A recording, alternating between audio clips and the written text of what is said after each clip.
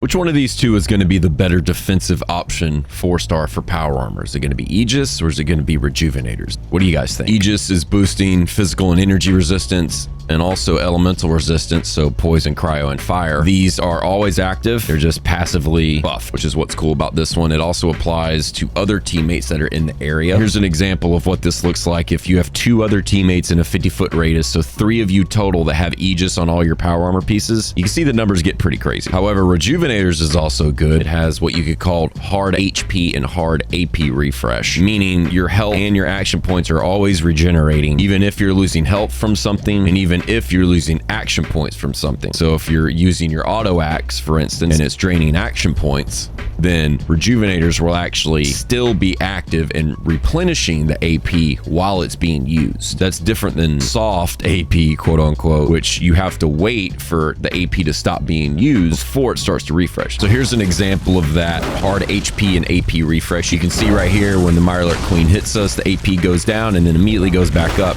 Now this is while we're sitting in VATs. Now without Rejuvenators, if you're in VATs like this, you're gonna watch your AP bar go down. So we'll shoot a little bit and then you'll see the AP start to go down, but just immediately starts coming back up. So the armor setup for this testing is going to be pretty much exactly the same. Endurance is going to be on all pieces. Sentinels is going to be on all pieces. For this set, obviously, we're going to have Aegis on all pieces, all 5. You can see here how it increases the value amounts on the left. Cryo, fire, poison, damage, and energy. Just using gimbal bracers on the arms.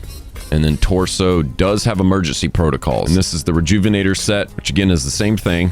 Just swapping out Rejuvenators on all 5 pieces. All mutations are repopped, so we have no negative effects. And here are all the food buffs. This is pretty much just imitating what someone might actually have. Went ahead and just popped all that. And here's the perk card loadout. This doesn't have Born Survivor, so that way we won't get any random heals from stim packs. So both of these 4 stars are great options, but which one will keep you alive the longest? What better way to test that than standing in front of the Guardian and letting him shoot us until we're dead, and then doing multiple runs and then timing each run, averaging all the numbers together, and then whichever one of those 2 averages is higher, that means we stayed alive that much longer, and that one's probably better to help keep you alive for longer.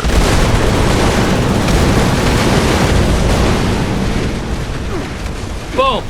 Roasted. The guidelines for this testing, it was on a custom server, but the only thing that was different, unlimited crafting and carry weight. That was it. Everything else would be exactly the same on a private server or in adventure mode. We're fully fed and fully hydrated the whole time. We're running all food buffs. All mutations are running. So used serums the entire time to get rid of all the negative effects. No coffee, no alcohol, or no chems. Also no power armor reboot because that could proc randomly. And pretty much you're just pushing the button and standing still, not moving at all until we're dead. And then whenever we respawn back into the arena, we're using that time that's in the upper right hand corner as how long it took, and then just staying in first person. And here's the results. So we did 20 runs with Aegis, 20 runs with Rejuvenators. Power armor is the same in both. We just swapped out Aegis for Rejuvenators.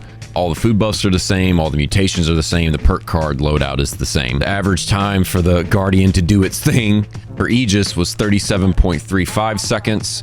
Rejuvenators was 36.6 seconds. So Aegis did beat out Rejuvenators in this specific example. Next thing we're going to try here is a full set of Overeaters Aegis, full set of Overeaters Rejuvenated. So here's the results from this testing. 10 runs each.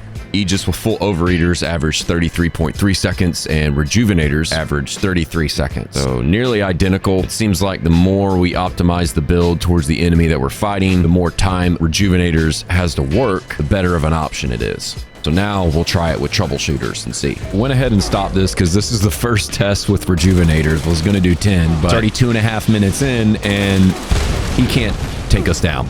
So it's pretty obvious that once you have all your defensive buffs going and you have a full set of power armor that is specifically for the enemy that you're fighting.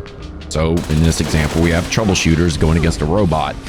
That Rejuvenators becomes way more powerful than Aegis. During the Aegis testing, in this same exact scenario, it was lasting anywhere between 40 to 50 seconds. Now we're sitting here at 3 minutes. The more time that Rejuvenated has to work, the better it is. Explains the reason why using Troubleshooters against a robot, we were able to not die at all. You can see right here in the upper right-hand corner, 6 minutes and 33 seconds, and that was just after I ended it. We also did some testing in PvP, the same 2 setups that you saw, just full assassins, endurance, sentinels, and then Aegis in one set and Rejuvenated in the other. Pretty much the same perk card loadout, all mutations popped, all food buffs, etc. And then the person attacking us, a pretty similar loadout, full power armor with assassins, but strength on all pieces, sentinels, and then something like Rejuvenators with the Shredder. Because right now, in any part of the game, PvE or PvP, the Shredder is the best DPS. So, wanted to try to see if it would do anything against that. The problem with testing this initially was the Shredder does so much damage when you have it maxed out in PvP that if you just stand there and let it hit you, you're gonna die in less than a second. It's somewhere between less than a second or a second and a half, and it's almost impossible to time it. It's so fast. We had to actually take off Radioactive Strength, which is the perk card that's doing most of the work, since that's 150% damage that's multiplicative. So we had her take that off, and then we were able to see that Rejuvenators was able to keep us alive a little bit longer. Now, if you go up against somebody in PvP that is using Radioactive Strength and has every single buff going that boosts Shredder damage, and they have 60 to 70 strength, more than likely, if you get touched with it, you're just gonna die. You could have 1200 health, 1400 DR, and you're just gonna die in a second anyway. Kind of tricky in PvP to measure something like this. So whether or not Rejuvenated will actually help to keep you alive against a Shredder in PvP versus Aegis is tough to say, but generally speaking in PvP, yes, Rejuvenated will work better. So what do you guys think? You prefer Aegis still? Are you going to switch to Rejuvenators? Leave a comment below. Let us know. Also, if you enjoy this kind of content and got any kind of value out of the video, hit that subscribe button, and we'll see you next time.